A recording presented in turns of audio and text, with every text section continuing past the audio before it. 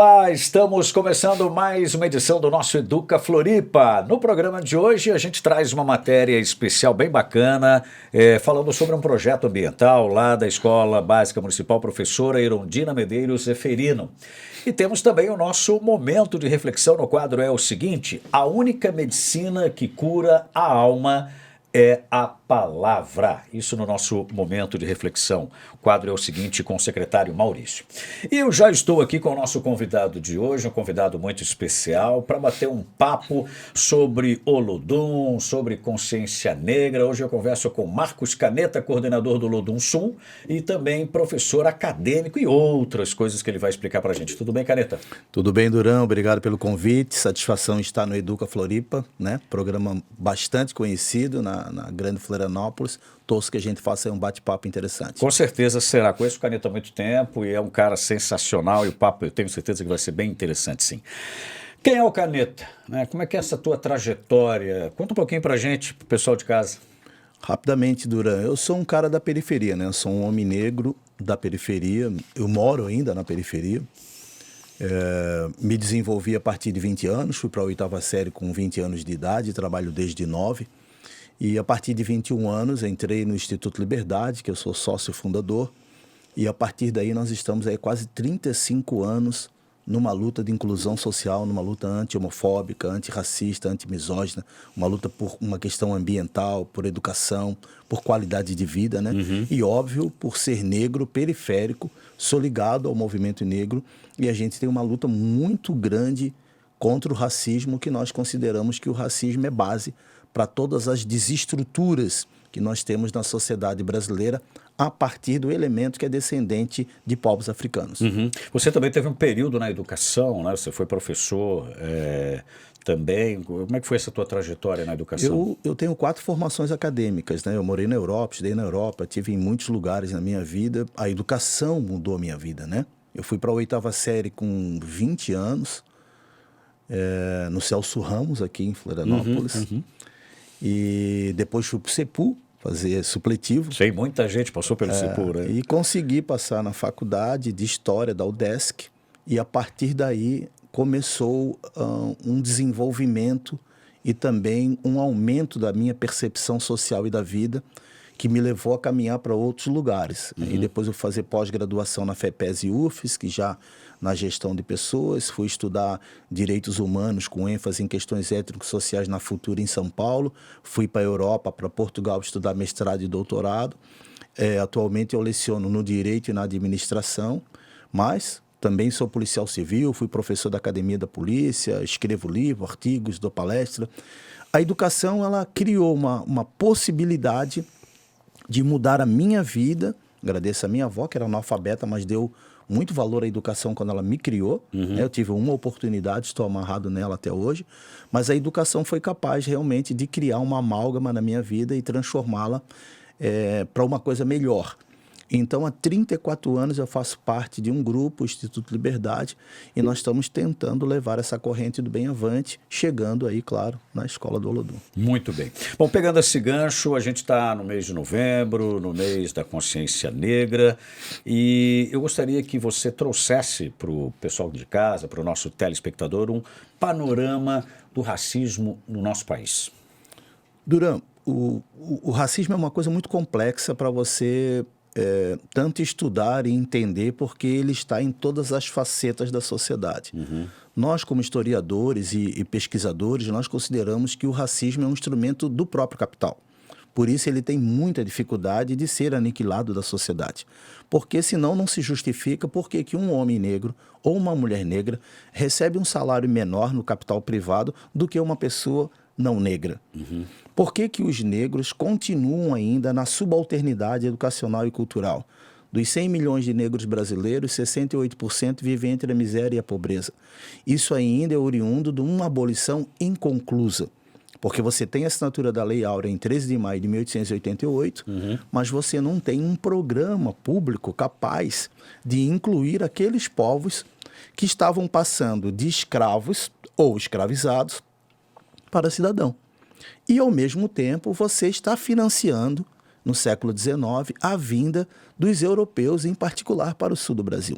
Então, enquanto o descendente de europeu, italiano, alemão, ele recebe insumo, recebe terra, recebe por vezes o pagamento das passagens e apoio econômico, os povos africanos e até mesmo indígenas que estavam saindo depois de muita luta da escravidão, ficaram à própria sorte.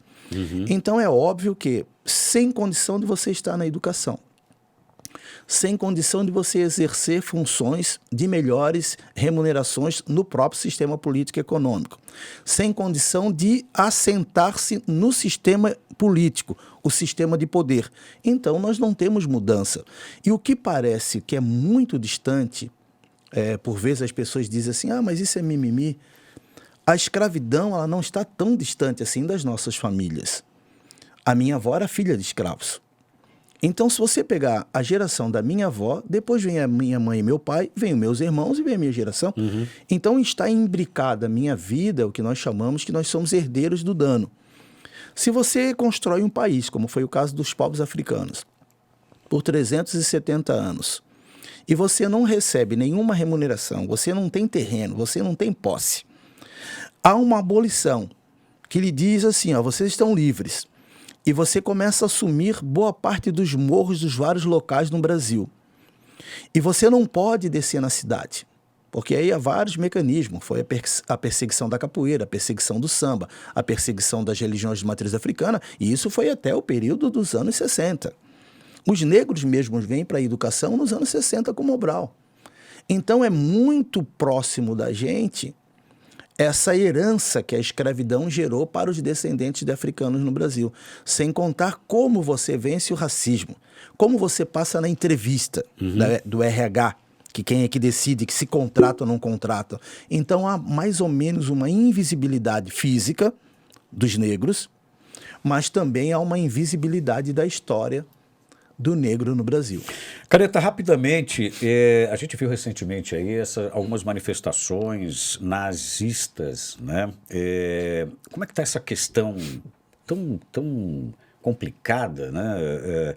Eu diria até maldosa, né? Essa questão do nazifascismo em Santa Catarina, né? A gente vê essas manifestações, como é que está isso? Como é que vocês estão vendo isso?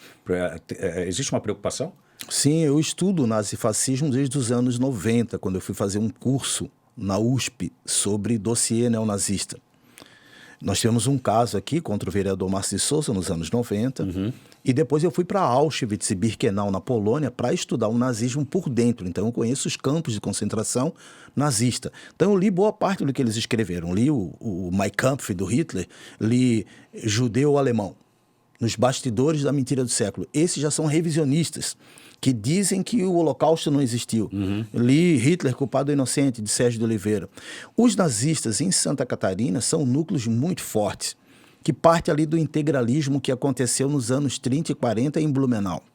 Ainda uma ideia eugênica de superioridade étnica, cultural, de beleza e de conhecimento de um povo contra o outro.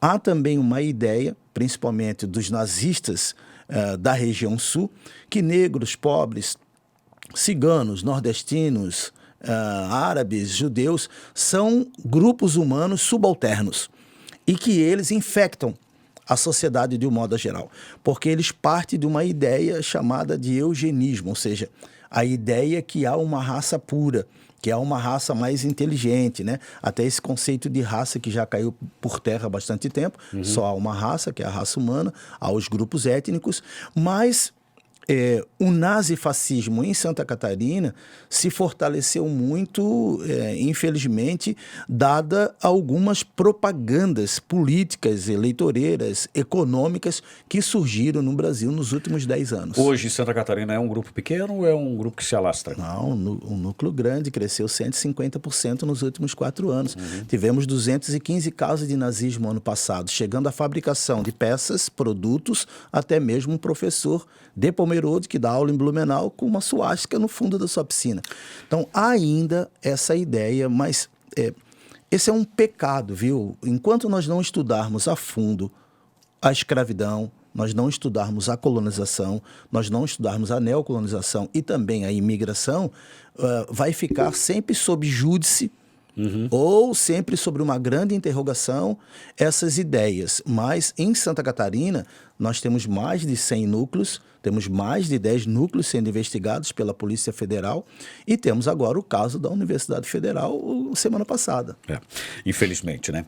Bom, a gente vai dar uma pausinha agora no nosso programa, já a gente vai mudar de assunto, né? Falar de Olodum, mas antes...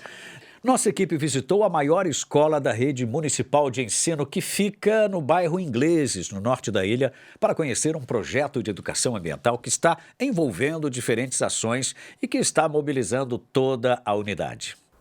Usar a pesquisa para observar, analisar e propor soluções para tornar o descarte de lixo mais eficiente na escola. Este é o norte do projeto Sustenta Mídia, realizado pela professora Mônica, com estudantes do contraturno escolar. Eu acredito que o conhecimento científico ele já foi produzido historicamente, né? A gente não está produzindo nada novo, né? A gente tem que deixar isso claro, porque quando a gente fala pesquisa, tem também uma crítica em volta disso, porque acha que os alunos vão ficar livres, fazer o que quer, e não é, né? Tem uma metodologia, né? Tem todo um trabalho que é realizado com eles, mas eles se sentirem protagonistas, sendo autônomos dessa pesquisa, né? Então eles vão lá, fazem a pesquisa e aí tem a parte do registro e da socialização, porque eu explico para eles que quando a gente pesquisa, a gente não guarda dentro de uma gaveta, né? Que no caso aqui seria no Drive, mas a gente compartilha com a comunidade escolar através de alguma plataforma, alguma ferramenta digital. Utilizo a pesquisa como princípio educativo, que é a parte da pesquisa, porque eu entendo que os alunos têm a prática social, têm muito conhecimento prévio, né, de senso comum, e eu queria que eles tivessem um conhecimento científico. Então, através dessa metodologia, eles conseguem na internet, a partir da ferramenta de pesquisa, identificar esses conhecimentos que estão, claro, foram produzidos historicamente, né? A gente não está descobrindo nada novo, né? Mas sistematizado através de uma alfabetização científica, a gente pode falar assim. E aí usa uma ferramenta. Na verdade, eles têm e-mail institucional, né? Então, eles têm acesso a toda a ferramenta do Google. Então, eles trabalham com e-mail institucional, documento do Google, né? O Drive, então a gente ensina eles a usar o Drive do Google, sistematizar, né, todas essas pesquisas. Tem um Google Sala de Aula também, onde ficam todas as atividades. E a ferramenta Canva, que é um template de design, que eles aprendem a estruturar e socializar todas essas informações que eles pesquisaram com a comunidade escolar. Porque o conhecimento está aqui com eles e eles precisam passar essas informações de alguma forma. Então, uma forma seria realizar cartazes, né, e espalhar pela escola, que foi a primeira parte, foi a identificação das lixeiras, e ali eles fizeram cartazes dizendo o que pode e o que não pode naquela lixeira. Essa não é uma ação isolada. A gente deu um passeio pela Escola Básica Municipal Professor Erondina Medeiros Zeferino e além dos cartazes produzidos pelos estudantes do Sustenta Mídia, encontramos lixeiras com identificação colocadas dentro das salas e no pátio, ecopontos com pilhas e tampinhas, horta e composteira. Essas e outras ações estão todas interligadas em um projeto ainda maior. Mônica, a gente sabe que o tema sustentabilidade ele é recorrente, ele é super importante de acontecer nas escolas, mas o formato, como acontece aqui no Erondina, é diferente, porque não são ações individuais, ações isoladas. Vocês têm realmente um projeto de sustentabilidade que faz parte do PPP de vocês. Isso. A ideia, ela já é recorrente de outros anos, né? Com outros professores e outros projetos de contraturno. Então, esse ano a gente teve a ideia de juntar os dois projetos que aconteciam anteriormente e os alunos deram o nome de Sustenta Mídia, né? Então, eles fazem ações com os resíduos recicláveis, orgânicos e rejeitos, porque a gente, somos uma escola quase a maior escola da rede, né? E estima-se que são produzidos resíduos orgânicos aqui na escola de quase 1 tonelada. Então a gente pensou em dar um destino correto para esse rejeito, né? Então foi feita uma ação com esse professor de ciências, ele montou uma leira na escola e os alunos do projeto e os alunos dele, né, da aula regular, participam dessas ações. Junto com isso, eles fizeram ações para coleta de recicláveis, que são passadas são lixeiras na sala de aula, né? Onde os alunos fazem a formação desses alunos da sala de aula e orientam eles também para jogar o resíduo correto na lixeira correta, né? Fazem papéis também de monitores na hora do recreio, orientando os alunos na hora do recreio também a descartar o resíduo na lixeira correta. Temos a horta escolar também, né? Fizemos uma parceria com a Secretaria do Meio Ambiente e recebemos o composto orgânico e as mudas. E os alunos tiveram formação com esses técnicos da Secretaria, né? Foram orientados de como fazer o plantio. E essas ações do projeto, como eles são monitores, eles também podem receber alunos regulares e orientar também esses alunos, porque outras professoras também têm projetos nessa área e podem orientar eles tanto na horta como na composteira. E isso acontece, é um projeto de contraturno escolar? Isso, daí esse ano ano passado teve um projeto de contraturno, um projeto piloto, né? E identificamos que seria melhor ter um projeto de contraturno, né? Então é um projeto da Mônica, né? Era da sala informatizada, foi proposto para o projeto de contraturno e eu trabalho junto com outras professoras, professora do Laboratório de Ciências e outra professora de Tecnologia, então nós somos em 3 professoras com a mesma turma. Me conta de como que começou essa ideia de sair de uma ação isolada para ganhar um corpo, né, de um projeto de uma escola inteira. A proposta inicial foi feita lá em 2020, mas aí chegamos à pandemia. Ano passado tivemos uma outra ideia dentro da sala informatizada, mas eu percebi que numa aula fixa não dava conta de chegar no final do ano e todas as ações propostas no planejamento eu levaria mais de 3 anos para concluir.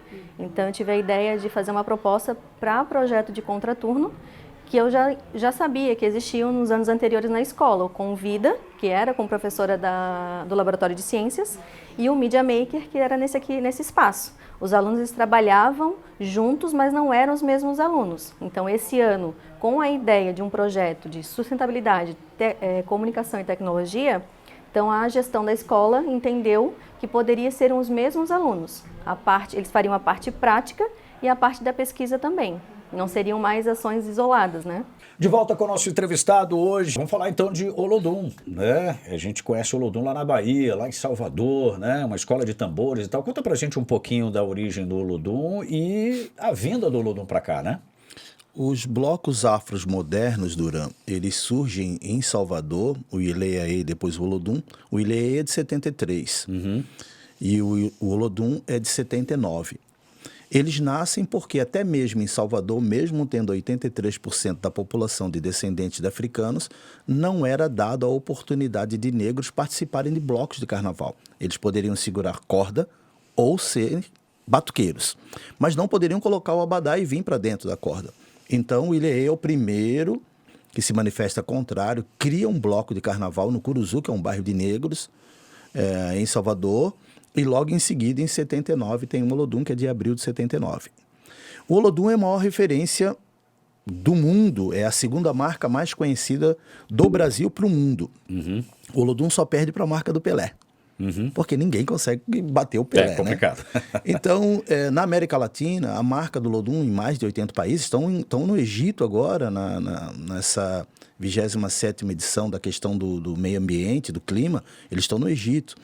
E o Olodum é mais de 80 países, o Olodum é Nelson Mandela, é Michael Jackson, Spike Lee, é Danny Glover, é Malala, é Rei de Gana. Global. É uma coisa impressionante o que os tambores do Olodum fazem pelo Brasil, porque a marca do Olodum é uma marca de potência cultural. Mas, ao mesmo tempo, por trás dos tambores tem uma escola tecnológica, tem uma escola de inclusão para mais de 800 jovens, emprega mais de 80 pessoas, tem lojas, tem o carnaval, tem os shows. Então, o Olodum é uma potência econômica, cultural, negra, brasileira para o mundo. Em 2015, a gente já bastante velho nesta luta do movimento negro, nós percebemos que só ter os projetos sociais sem uma escola não seria benéfico para o futuro, dada a questão tecnológica, a questão do avanço do nazismo, a questão do avanço do racismo. Nós precisávamos de uma escola pan-africana, como é o Ileê, como é o Olodum, como é o Afro-Reggae, os meninos do Morumbi, a banda Didá, que são referências pan-africanas por uma questão identitária. Então, de 2015 a 2018, foram 5 reuniões com o Olodum. 3 em Salvador e 2 aqui em Santa Catarina.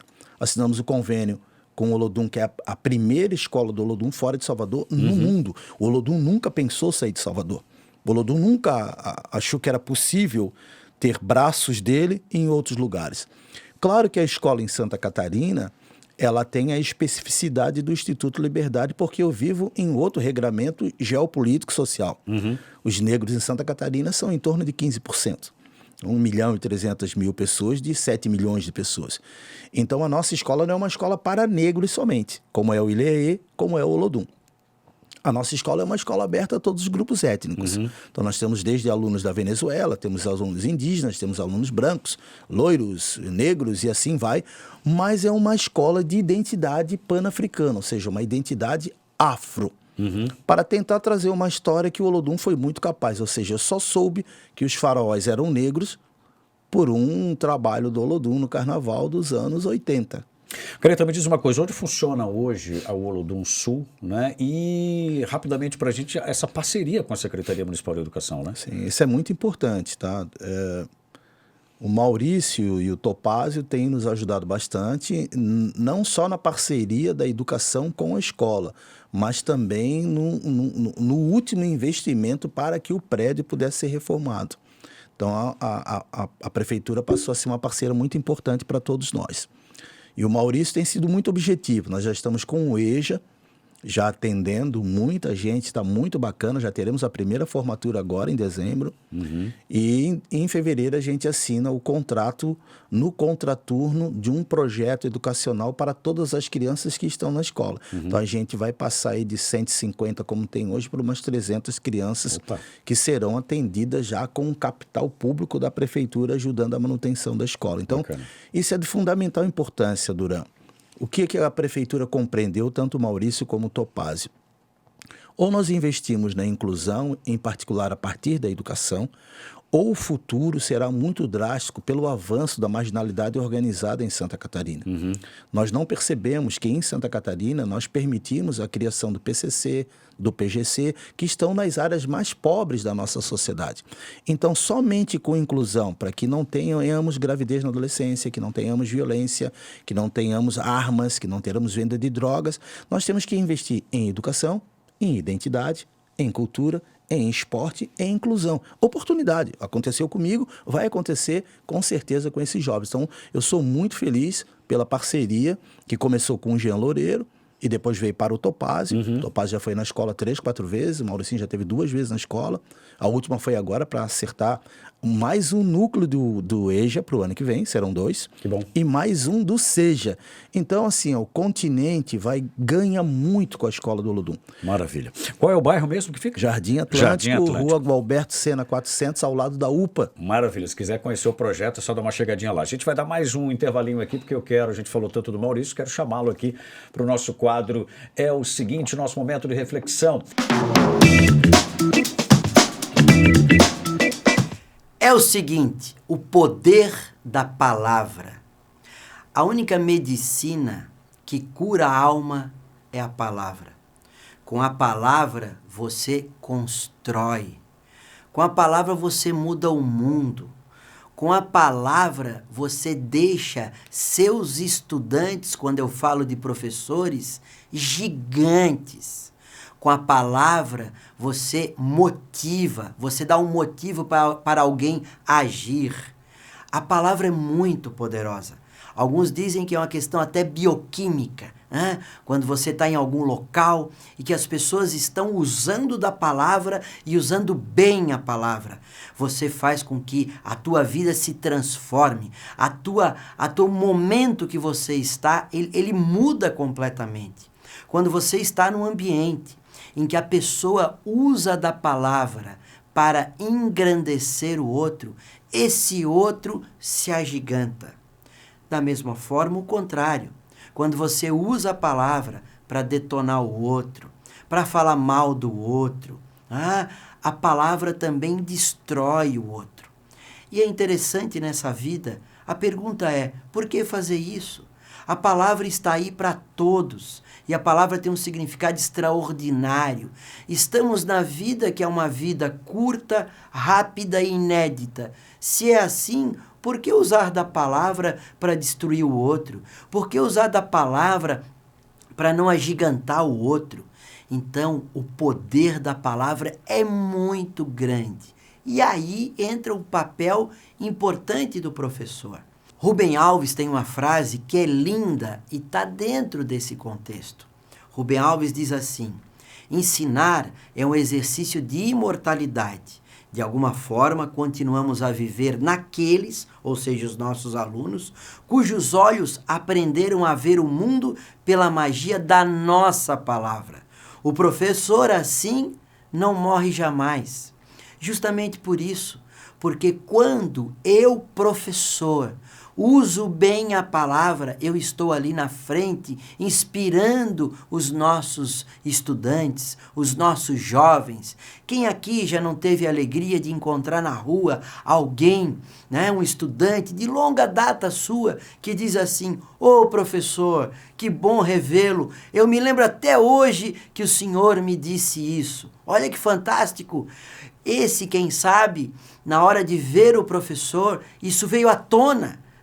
E o professor, nesse momento, se torna o que o Rubem Alves falou. Ele está imortalizado com a palavra que o professor, lá, tempos atrás, falou. Então, a influência do professor em sala de aula, a partir da palavra, ela é grandiosa, ela é gigante. Por isso que eu vou usar do que minha avó sempre me dizia: Maurício, não fala bobagem nem por brincadeira. Por que minha avó queria dizer com isso? É o poder da palavra. Porque quando você fala uma bobagem por brincadeira, você nesse momento lançou uma mensagem ao universo. E quem sabe o universo está escutando você a falar porque sempre levou você a sério. Então, nem por brincadeira a gente deve usar a palavra de maneira equivocada. O poder da palavra constrói. E essa é a grande arma de um professor, a palavra. Use de maneira adequada para gigantar os nossos gigantes estudantes. É o seguinte, a educação transforma. Um grande abraço e um beijo no coração. Marcos Caneta, como é que faz para se inscrever no Olodum? Pelo Instagram, @olodumsul, ou mesmo na nossa secretaria, das 8h30 da manhã até as 17h30 da tarde, em loco lá na escola. Legal, e está aberto para visitação também, o pessoal Com quer conhecer o projeto, E né? teremos grandes eventos, viu? 19 e 20, todos já estão convidados, somente o povo da educação, mês da consciência negra muito forte, com muita cultura, muita dança, muito seminário, muito debate, feira, 19 e 20 na escola. E nós temos também o 30º destaque da raça negra, é uma premiação, é isso? Acontece quando? Agora, no dia 18 de novembro, talvez um dos mais importantes do país e um dos mais antigos do país. É um prêmio que premia pessoas negras, brancas, asiáticas, que trabalham na inclusão social, na inclusão cultural, as lutas anti-homofóbicas, antirracistas, por direitos humanos. Então, é um projeto muito bonito, com muita cultura, com muita dança, e esse ano tem uma coisinha a mais, que é um bailão lá, baile dos anos 80, para a gente comemorar em alto e bom estilo os 30 anos de resistência do Destaques da Raça Negra. E vai ser onde? Na Casa Alto Lagoa, aqui pertinho. Que é muito lindo, talvez um dos lugares mais lindos que eu conheço em Florianópolis, porque você vê a lagoa toda de cima, né? Tudo de vidro. Muito bem. Hoje eu tive o prazer imenso de rever esse amigo e também de conversar com ele, Marcos Caneta, que é coordenador do Olodum Sul. Parabéns aí pela iniciativa, parabéns pelos projetos e que você venha mais vezes aqui. Vou te convidar para a gente bater mais um papo, porque esse tema é um tema bastante intenso, né? E a gente tem pouco tempo às vezes, mas vamos voltar a conversar sobre consciência negra. Obrigado, Caneta. Eu que agradeço, Duran. Parabéns pelo Educa Floripa, né? Mais uma vez a Secretaria de Educação está de parabéns, a Prefeitura de Florianópolis, e com você no comando não tem como não dar certo, né? Você é um grande... É amigo. O Educa Floripa fica por aqui. Nos vemos no próximo programa. Um grande abraço para você.